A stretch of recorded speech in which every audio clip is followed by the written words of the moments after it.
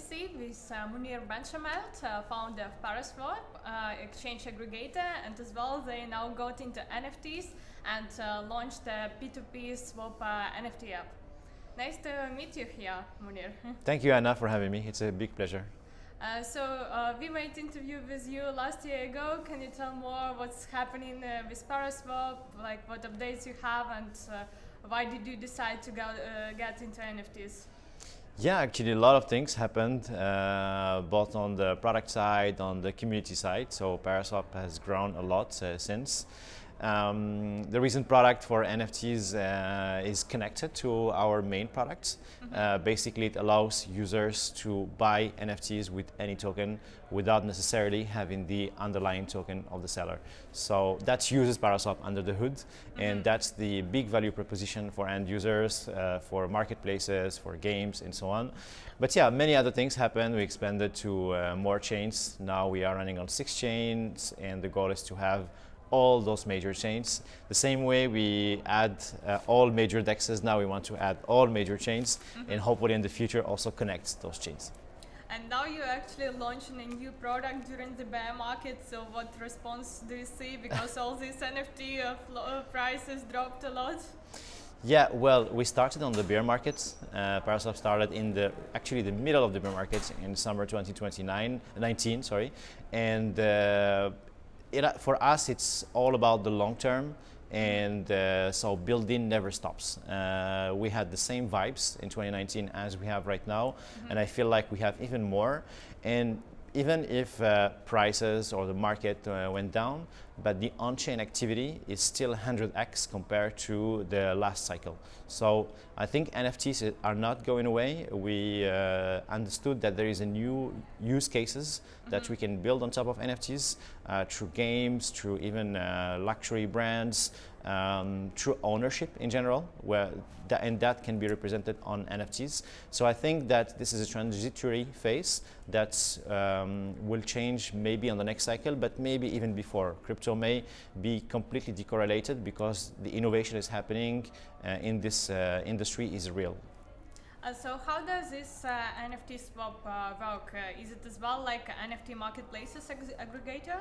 Yes, so any marketplace can use it by just plugging our API. So it's a whole package of APIs and smart contracts. The same way you would plug in our API for trading tokens. So basically, you have an expensive, fancy Bored Ape of a 400K in ETH, and users have stablecoins. So they will just push a button, make a transaction as if they were to buy a token, but here they are buying an NFT, and under the hood, that stablecoin is going to be converted to Ethereum, to ETH, sorry, and then buy the NFT in a single transaction. So marketplaces, all they need to do is integrate an API the same way they would integrate a token swap.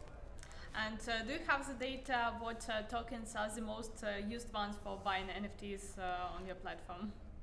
I mean, right now we launched a use case just to showcase how powerful this solution is, but other use cases are still in development right now. So we have some marketplaces who are integrated this as we speak. We haven't announced the whole product. So right now we announced only an iOS app that is the first user of that new protocol, and that's an iOS app that allows users to do peer-to-peer trading. So I have an NFT, I can sell it to anyone, and that counterparty can fill the trade either on the same mobile app or on a user interface. So it is being in development, but in general, NFTs are most of the time priced in ETH. As we can see in OpenSea and other platforms.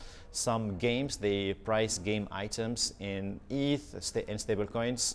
So it depends. The idea is to remove all of this barrier to entry where you expect the buyer to have whatever you're asking for. Now the buyer can pay with any token. And we're working also with the fiat on-ramp in order to have credit card so that you can put a credit card or an instant SEPA, and that will be converted under the hood on a stablecoin. Then you pipe into Paraswap so that the stablecoin will be converted to whatever, ETH or BAL or any other token, and buying the NFT in a single transaction. So we're very excited about that use case. And now MasterCard as well allows directly buying NFTs with them. Do you plan any plans for cooperation? Yeah, 100%. Any fiat processor or fiat on-ramp can use Paraswap in order to open the scope, because a MasterCard will still expect that NFT to be priced in fiat. In here, it won't matter the underlying pricing of that NFT. So it can be even an NFT listed on an OpenSea with the buy price, and MasterCard can allow that transaction to happen. They don't need to hold that NFT anywhere. So yeah, that's a, I would say, superior solution to what exists already on the market. So yeah, definitely MasterCard, Visa, PayPal, anyone can use that solution. And do you hold yourself any NFTs? I have some, I mean, not those fancy multi-million NFTs, but yeah, I definitely do. Yeah. In what do you see the value of NFTs? Yeah, I think the value, when you talk about value, is a very subjective subject. It depends on every person, on what those persons value in general. Like, for instance, for some people, they are willing to put millions or $100,000 on a single Bored Ape, but for them, they don't perceive that Bored Ape the same way that we do. And you can make a parallel with that with art. Many people, for them, buying a piece of art of multi-million dollars piece of art, tens of millions of dollars for just a piece of art.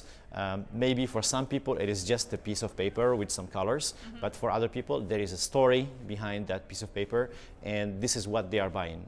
So I think the value is very subjective, and it depends on every person on how they perceive that value. And what are the best use cases for NFTs as for you? Yeah, so besides art, there is the ownership that I think is very well represented on the blockchain. And NFTs, they have a property of being unique.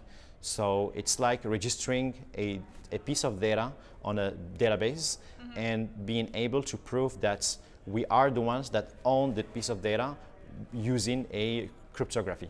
So that, I think, is the paradigm shifts compared to relying on a single entity that will be the one that will tell everyone else that X owns Y. But here we just refer to a network that is completely unbiased, and that can create that proof that everyone can verify.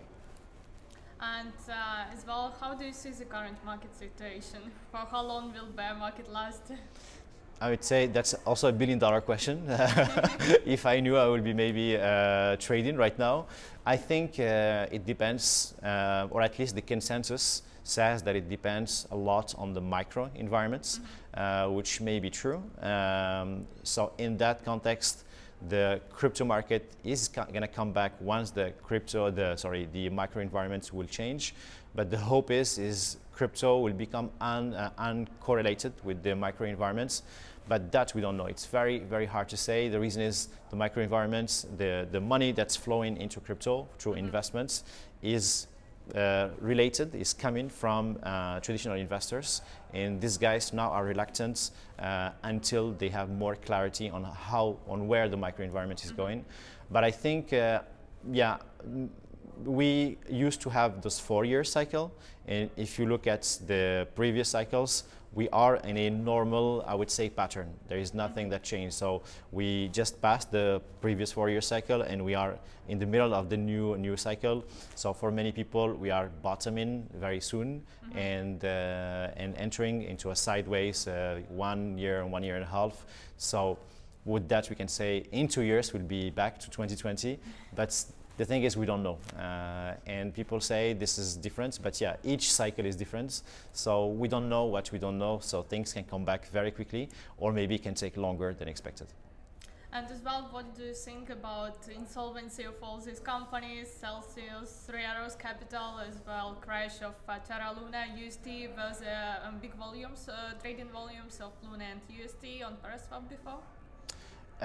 There was some, especially on UST, because there was a lot of liquidity on Curve.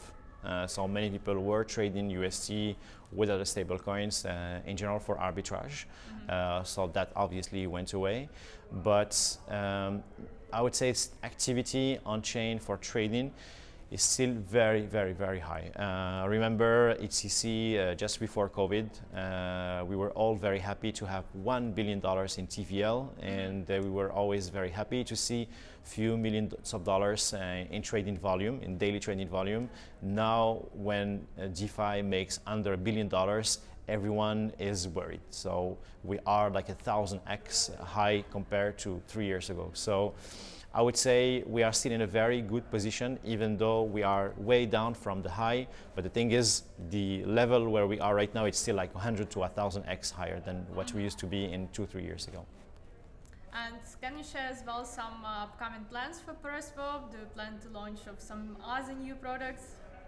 Well, so that NFT protocol is more general than what we have communicated so far. It allows also for doing limit orders. Moving forward, users can issue limit orders for selling tokens. They can also do peer-to-peer trading, OTC trading with that protocol for both tokens and NFTs. There is also a possibility to buy an NFT with a basket of tokens. That also very, very exciting.